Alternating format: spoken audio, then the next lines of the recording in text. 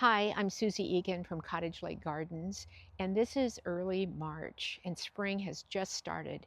And one of the first signs of spring is seeing the Indian plums or the oso berry blooming, and this is one right behind me.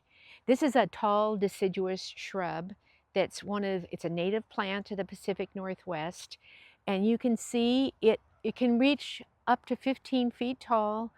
It's got green oval leaves, and they have flowers that hang down in kind of clusters that are greenish white.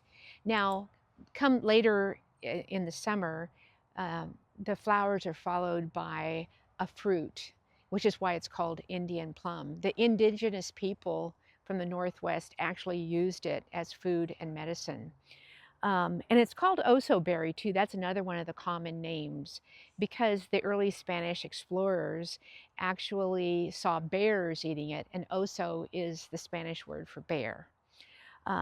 So this, and what's also interesting about the leaves on this, and I tried this out and it's really true, is if you crush this leaf and you smell it, it smells just like like a cucumber. It's just amazing.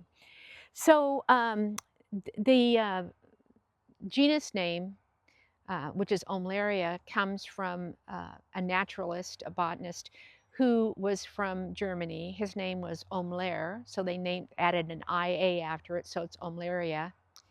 And he was the first person to actually collect the plant.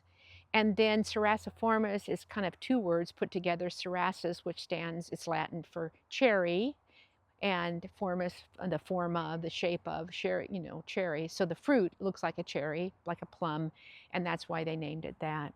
So this is the first sign of spring. I always get excited when I see it blooming here in our garden because I know spring is just right around the corner.